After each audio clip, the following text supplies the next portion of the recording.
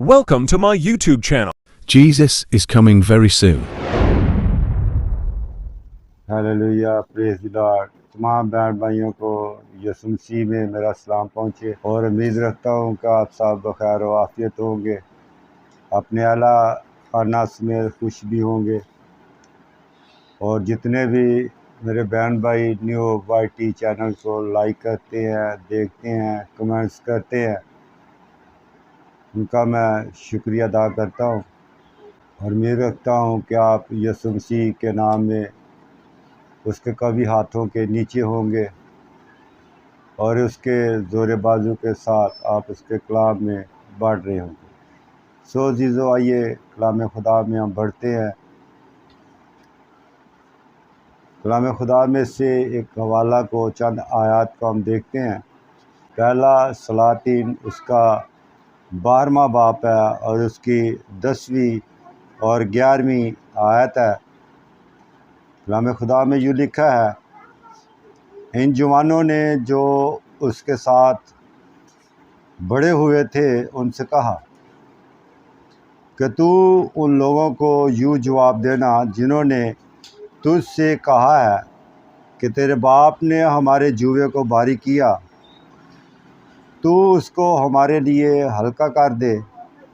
सो तू उनसे यूँ कहना कि मेरी छिंगली मेरे बाप की कमर से भी मोटी है और अब को मेरे बाप ने भारी जुआ तुम पर रखा है, तो भी मैं तुम्हारे जुए को और ज़्यादा भारी करूँगा। मेरे बाप ने तुमको कोड़ों से ठीक किया, मैं तुमको बिच्छुओं से ठीक बनाऊँगा। खुदा का पाक कलाम पढ़ा और सुना जाना हम सब के लिए बाइस बरकत हो। खुदावंद का शुक्र। सो जीजो, आज का जो हवाला पहला सलातीन 12वां बाप और उसकी 10वीं 11वीं आयत से पढ़ा गया, उससे जो मज़मून, जो अनुमान आपके साथ शेयर करने को हूँ, वो मज़मून है गलत फ़ैसला।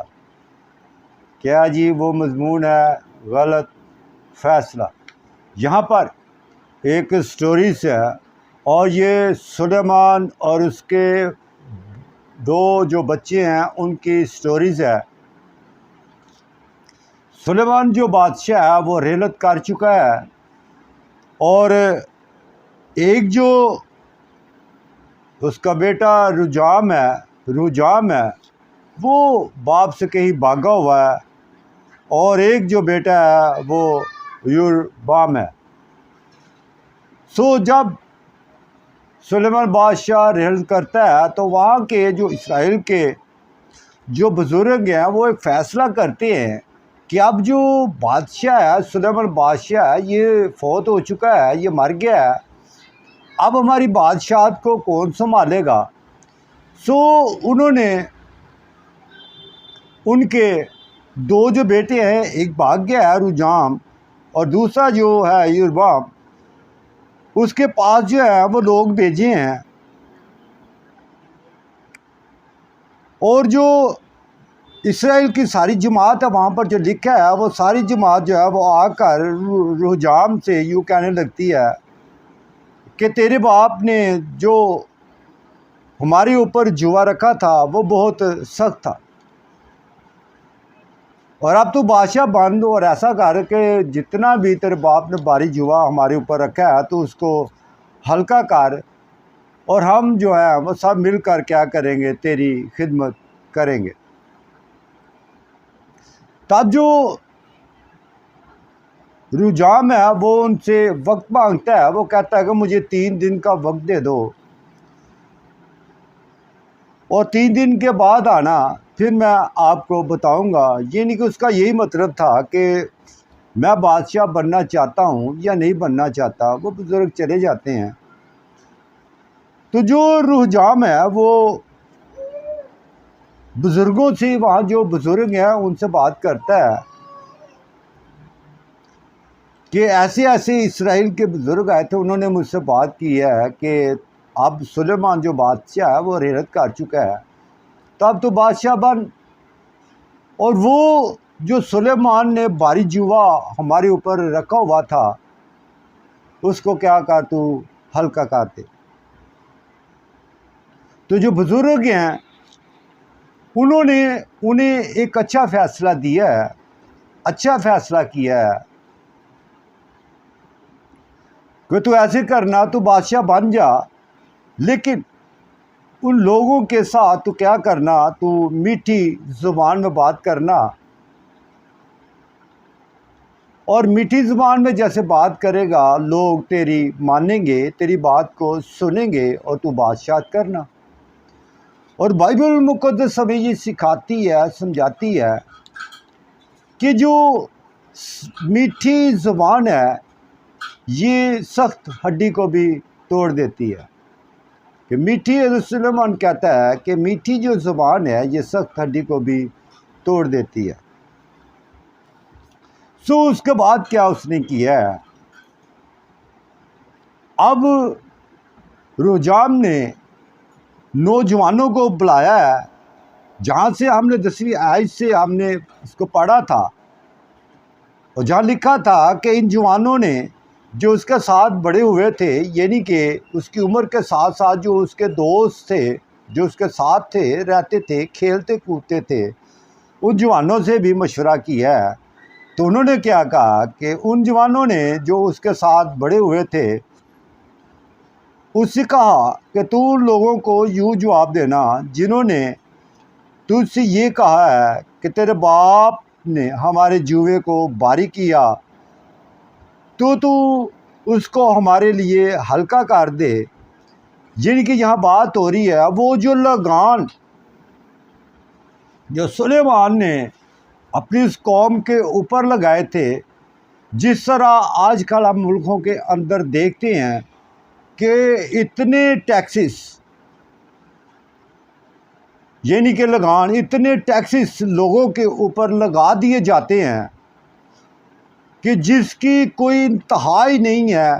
वो इसी तरह जिस तरह सुलेमान ने बारी जुआ किया हुआ था, इसी तरह आज भी बादशाहों ने, यानी कि वज़ीर आज़मों ने अपने लोगों के ऊपर इतने टैक्सेस लगाए होते हैं, इतना लगान लगाया होता है, और वो नरम ज़बान भी उनके अंदर नहीं होती बल्कि सख्त ज़बान होती है, और लोगों की कमर को उन्होंने तोड़ के रख दिया होता है। जुआ भारी करना तो दूर की बात है, जुआ हल्का कैसे करेंगे, कैसे लोगों के ऊपर उन लगान को, उन टैक्सों को हल्का करेंगे, ये उनका ज़हनी इश्तराक होता है, इसलिए कि उनके अंदर सही फ़ैसला करने का जो सिस्टम है वो नहीं होता, बल्कि उनके अंदर एक गलत सिस्टम है जिसके वसीला से उन्होंने हमेशा गलत फ़ैसला ही अपने लोगों के लिए करना होता है। लेकिन आगे वो क्या कहता है, ध्यान रखिएगा, कहता है कि सो तू उनसे यूँ कहना कि मेरी छिंगली मेरे बाप की कमर से भी मोटी है, तो भी मैं तुम्हारे जुए को और ज़्यादा भारी करूँगा। यानी कि वो बात कर रहा है कि मेरे बाप ने जो जुआ, जो लगान आपके ऊपर लगाया हुआ था, मैं उससे भी ज़्यादा लगान आपके ऊपर लगाऊंगा, यानी कि उससे भी ज़्यादा टैक्स जो है वो आपके ऊपर लगाऊंगा। और आजकल हम देख सकते हैं लोग पिसे हुए हैं, चीखो पुकार है, और इतने लगान हैं, इतने टैक्सेस हैं, और इतने जुए को भारी किए हुए है, लोगों के अंदर इसकी सिक्कत ही नहीं है। बल्कि क्या कहता है आगे आप देखेंगे तो आप इस बात से और ज़्यादा हैरान होंगे। लिखा है, मेरे बाप ने तुमको कोड़ों से ठीक किया। लिखता है कि मेरे बाप ने तुमको कोड़ों से ठीक किया है, मैं तुमको बिच्छुओं से ठीक बनाऊंगा। अब वो बात कर रहा है, मेरे बाप ने तो जो लगान लगाए थे वो कोड़े आपको मारता था लगान लगाने के वसीला से, वो कोड़े नहीं है जो सज़ा के तौर पर दिए जाते थे, बल्कि यहाँ जो कोड़ों की बात हो रही है वो टैक्सेस की बात हो रही है, वो लगान की बात हो रही है, वो जुए की बात हो रही है जो लोगों के ऊपर लगाए जाते हैं। अब वो बात कर रहा है कि वो मेरे बाप ने तो तुमको कोड़ों से ठीक किया था, मैं तुमको बिच्छुओं से ठीक बनाऊंगा। अब जो बात वो जो रुजाम कर रहा है, जो सुलेमान का बेटा है, वो बात क्या कर रहा है, वो अगर हम बिच्छू की क्वालिटीज़ को देखते हैं, जब हम बिच्छू की क्वालिटीज़ को देखेंगे तो फिर हमें इस बात की समझ लगेगी कि जो रुझान है, जो दोस्तों ने उन्हें एक गलत फ़ैसला दिया है ताकि वो अच्छा फ़ैसला ना करे बल्कि वो गलत फ़ैसला करे। अब जो बिच्छू है इसके अंदर एक क्वालिटी है, और मैंने ये सुना है, मेरा ये तजुर्बा भी है कि जब बिच्छू किसी को डंगता है, कहते हैं जैसे जैसे वो चलता है उसके आदमी को जिसको बिच्छू ने डसा होता है उसको ज़्यादा दर्द होती है, लेकिन फिर भी जैसे जैसे बिच्छू चलता है ये जगह जगह के ऊपर डंग मारता जाता है, इसके बिच्छू के अंदर ये फितरत है, बिच्छू के अंदर ये क्वालिटी है, और उस क्वालिटी को लेकर रुझान ने इस बात को कहा है कि मेरे बाप ने तो तुमको कोड़ों से मारा था, मैं तुम्हें बिच्छुओं से ठीक करूँगा।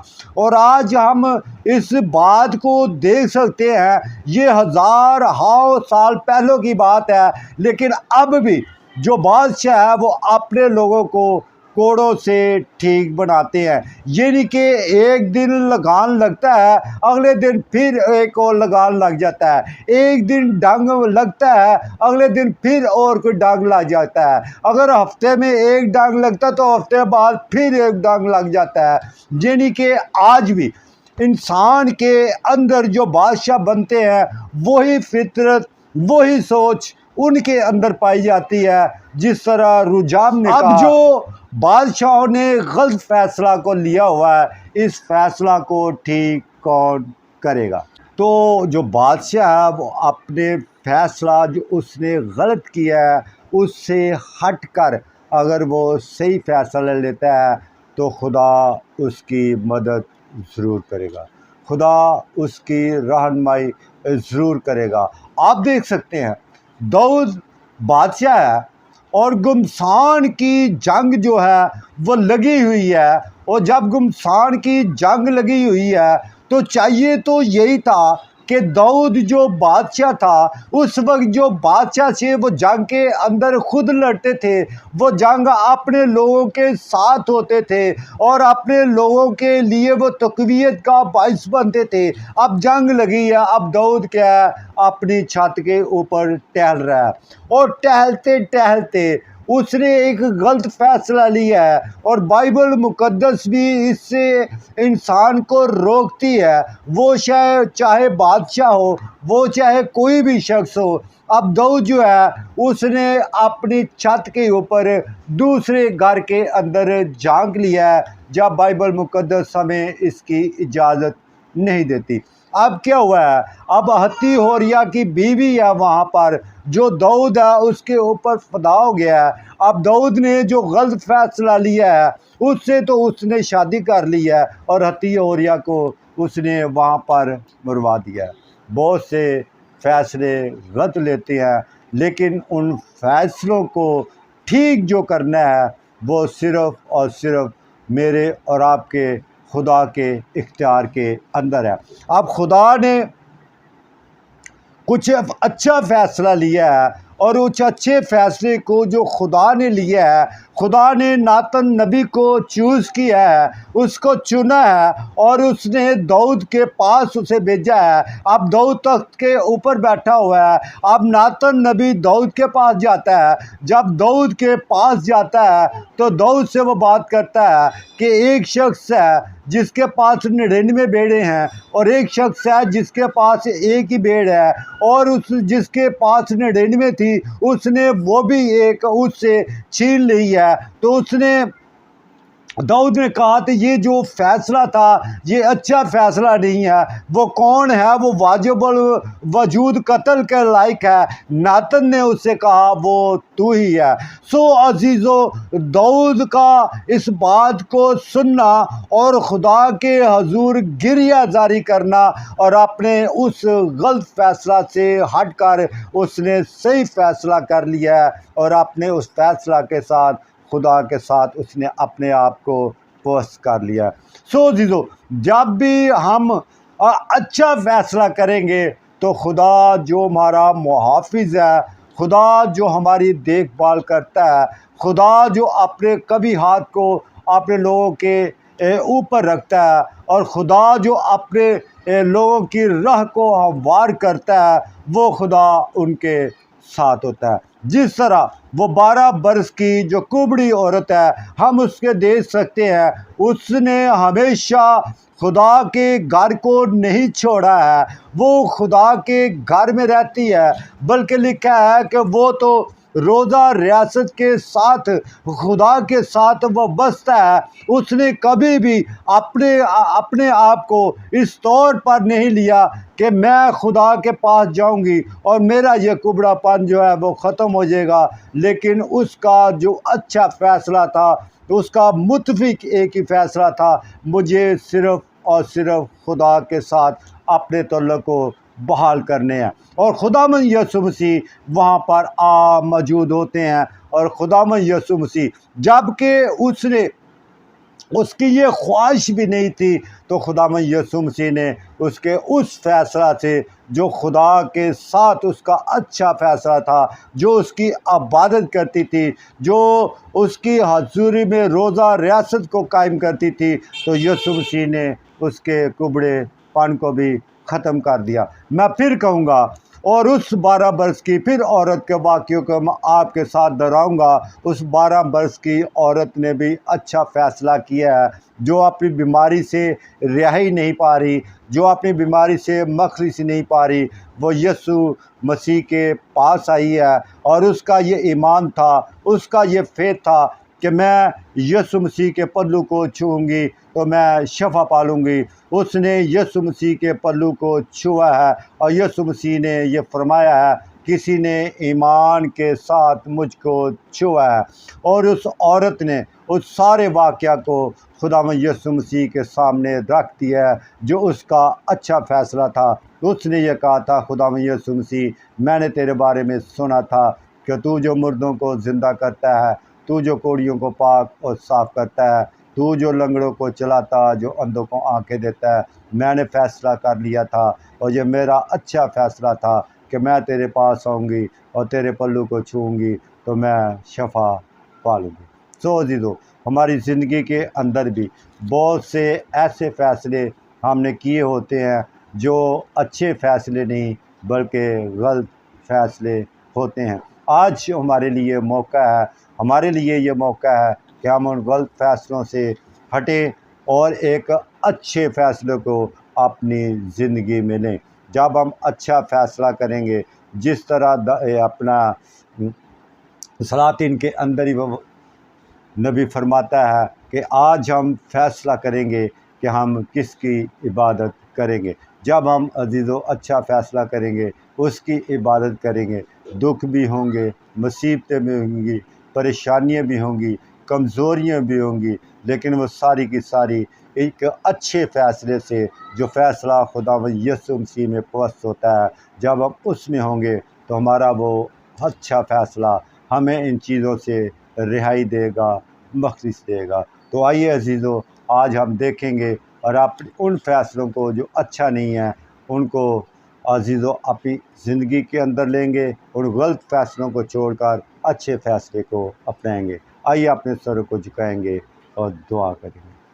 अजीम शीर कादर मुतलक, अब्दियत के बादशाह और सुलह सलामती के शहज़ादे, तू जो था, तू जो है, तू जो आने वाला है, तेरी शुक्रगुज़ारी करते हैं। तू जो भला खुदा है, तेरा नाम अजीब और तेरे काम अजीब हैं, इसलिए तू अजीम शीर कादर मुतलक, अब्दियत का बादशाह और सुलह सलामती का शहज़ादा है। इंसान के ख्याल गलत हो सकते हैं लेकिन तेरे ख्याल हमेशा अच्छे होते हैं। इसलिए तू फरमाता है इंसान के जो ख्याल हैं वो सदा बुरे होते हैं लेकिन जो मेरे ख्याल हैं वो हमेशा उत्तम ख्याल होते हैं, अच्छे ख्याल होते हैं। हम अपने उस ख्यालों से हटते हैं और तेरे उन ख्यालों से जो अच्छे ख्याल हैं उसमें पवस्स होते हैं। जब अब तुझ में पवस्स होंगे तो तेरा आसमान जो अच्छा ख़जाना है हमारे लिए खुलेगा। दुख भी जाएंगे, मुसीबतें भी जाएंगी, परेशानियाँ भी जाएंगी, बेरोज़गारियाँ भी जाएंगे और हम तुझ में कुछ अच्छे फ़ैसले से हम सिर्फ़ और सिर्फ तेरी इबादत करेंगे और तू हमें इन तमाम इस टेंशन से निकालेगा, रिहाई देगा और मखलिस देगा। हम तेरी शुक्रगुज़ारी करते हैं। तेरे लोगों के लिए बरकत चाहता हूँ जिन्होंने तेरे कलाम को सुना है। हमेशा तेरा कलाम इनकी ज़िंदगी में इनका पीछा करे और एक अच्छा फ़ैसला करने वाला दिल और समझने वाला इन्हें खुदा अक्ल देना ताकि उससे अच्छा फ़ैसला करे और तुझ में वस हो। दुख, बीमारी, परेशानी भी तेरे नाम से खुदा इनकी ज़िंदगी से जाती रहे। तेरी शुक्रगुज़ारी करते इन्हें आने जाने पर खुदा इनकी आमदो रफ्त में खुदा तो बरकत देना और हमेशा अपने लोगों के साथ रहना। यीशु मसीह के नाम से